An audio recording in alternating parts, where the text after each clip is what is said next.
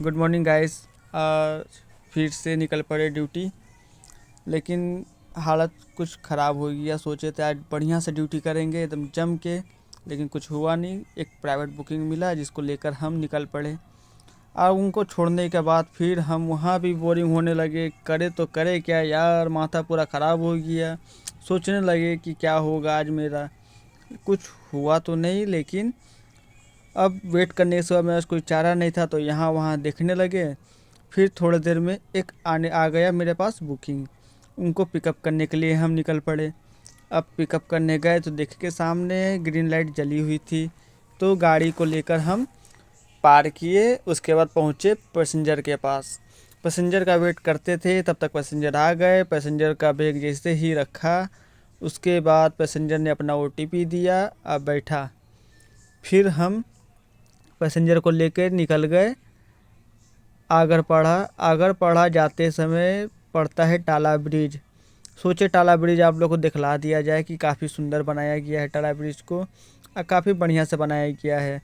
तो उनको छोड़ने के लिए निकले। तो आगरपड़ा जब पहुंचने को था, तब आगरपड़ा का रास्ता बंद था, जहां कि उनका घर का एकदम करीब पहुंच चुके थे। उनको आधा रास्ता में उतारना पड़ गया हमको। और यहाँ आने के बाद भी वही हाल था, यहाँ भी बोरिंग। करे तो करे क्या, हो गया क्या करेंगे, पूरा मूड ऑफ हो चुका था। तो सोचे थोड़ा सा मोबाइल को इधर रखा जाए, उसके बाद थोड़ा सा बदन हाथ को सीधा किया जाए। बदन हाथ को सीधा किया तो मोबाइल की तरफ जब नज़र गया मेरा, तो बोले अरे मैं काला कैसे हो गया। तो देखो, अच्छा सॉरी, लाइट नहीं था उस साइड।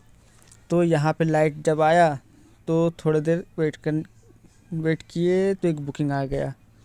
पैसेंजर को पिकअप करने जा रहे थे, गली के अंदर गाड़ी घुसाना पड़ गया हमको।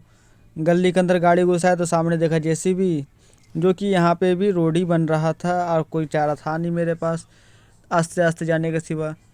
तो थोड़े ही दूर में पैसेंजर था। आज गर्मी भी काफ़ी ज़्यादा थी। अब मैंने मोटा जैकेट पहन रखा था क्योंकि सवेरे बहुत ठंड लगती है।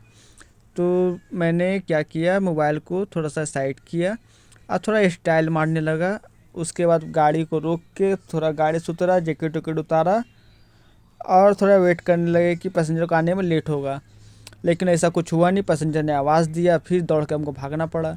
गाड़ी में बैठे तो एक बुज़ुर्ग आंटी बैठी थी गाड़ी पे आकर। तो मेरा मुंह में थोड़ा सा मुस्की आ गया, थोड़ा स्माइल आया कि चलो एक बुकिंग तो आया कम से कम। और उसके बाद फिर हम आंटी को लेकर निकले तो सामने देखा तो रेल फाटक बंद। सब स्टेशन पे ट्रेन का वेट करते हैं, हम ट्रेन का वेट गाड़ी में बैठ के कर रहे हैं कि कब आएंगे भाई साहब, तो गाड़ी का फाटक मेरा रेल गेट का फाटक खुलेगा। आंटी को लेकर निकले, रेलगाड़ी आया। उसके बाद आंटी को लेकर हम निकल पड़े। आंटी को लेकर निकल गए तो आंटी के डेस्टिनेशन पे छोड़ा। अब थोड़े ही दूर निकलने के बाद हमने देखा है बहुत बढ़िया सा व्यू, जिसका नाम ही लेक व्यू था।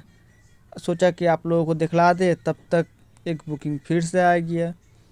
फिर वहाँ से निकल गए, उनको पैसेंजर को छोड़े। उसके बाद घर रिटर्न करने लगे क्योंकि कुछ ज़्यादा अच्छा भाड़ा था नहीं, बहुत ख़राब बाज़ार था।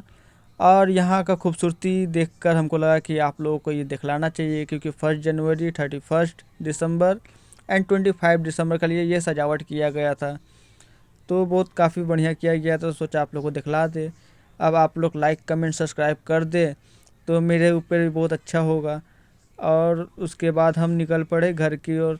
अब ये नहीं हट रहा था सामने से टोटो, तो अपना मोबाइल बंद किए और गाड़ी को दौड़ा दिए। और उसके बाद घर गए तो दुकान में जाके बच्चों के लिए चिप्स और चॉकलेट लिया। चॉकलेट मेरे बच्चों को बहुत फेवरेट होता है, तो ये वाला चॉकलेट मैंने उठा लिया 2 ठो और 2 चिप्स ले लिया।